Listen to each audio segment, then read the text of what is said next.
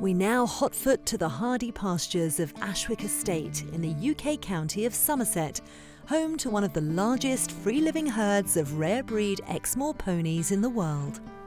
The rights of the historic Anchor herd are currently under the protection of Emma Wallace, who along with her husband has made it her mission to help preserve these equine's ancient lineage. They have always been a free-living herd. They shape the landscape on Exmoor in the National Park. We're very lucky we have 4 or 5 separate moorland allotments. They live out there 24/7, 365 days a year. They eat the roughage, they eat the grass, they eat the gorse, they use the banks and the hedges as shelter. Management is my role of the herd. They do what they do, so they don't actually need a huge amount of management, but yeah, I decide which stallions go to which mares or which mares go to which stallions. The ponies are totally bred to be more mares, that is, and conform to the breed standard and ensure that the genetics of the whole breed is as wide as it possibly can be. We've got 25% of the genetics of the whole breed worldwide here, so it's important. The ponies go back over three generations of our family. They're part of our farming enterprise. When we say that we're their guardians, we could say we're their owners because they have been around for so many decades and indeed centuries. Emma and myself, we are looking after them in order to pass them on to our daughter and sons. They are considered to be probably the oldest pony in the world. When the Royal Forest was sold in the 1820s, there was an auction at Simmonsbath and Sir Thomas Ackland bought 20 ponies back to our side of the moor here at Dulverton to ensure that they carried on breeding. And we have a wonderful herd of nearly over 100 ponies today.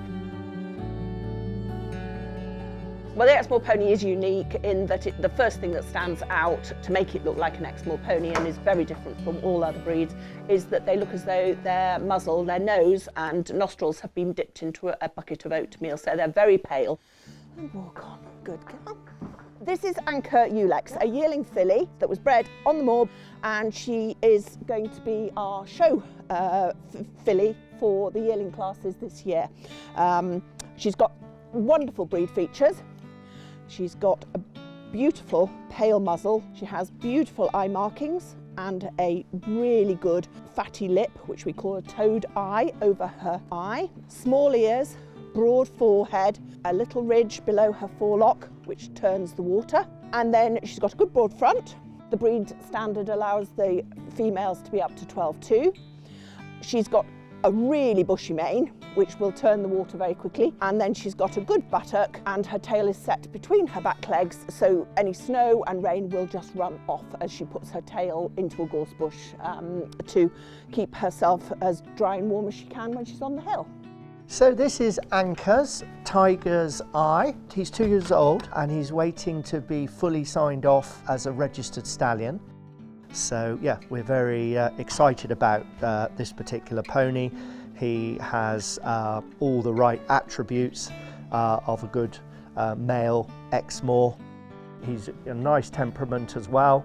Not only will he work with the mares in the herd, but we hope to take him to some shows as well, which help promote our herd and the breed.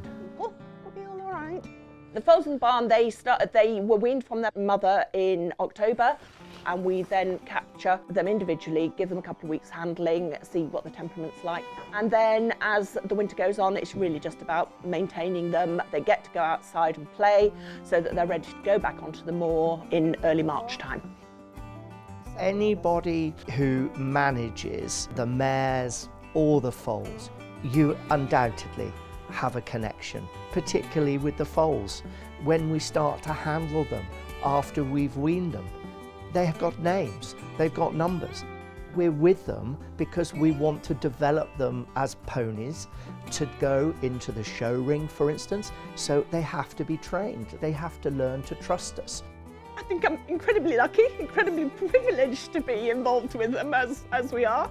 I love Exmoor and I love the ponies that are part of it. They're free. I'm free when I'm with them. Sorry, as you can see, I do get a bit emotional about it. They're very independent spirited creatures, which is what makes them special.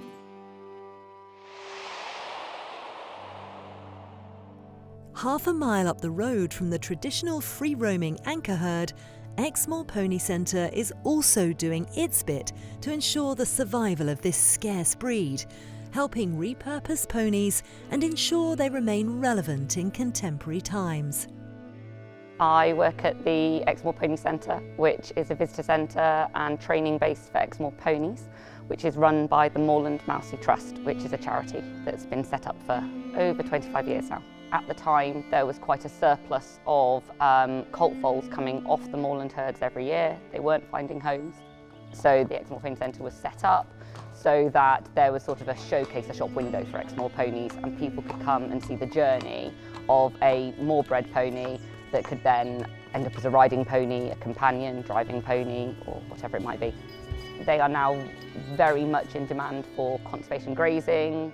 They also are very easy to train, handle and bring on as domestic ponies. They're very brave, very confident, so they're good as sort of children's ponies, like adults as well.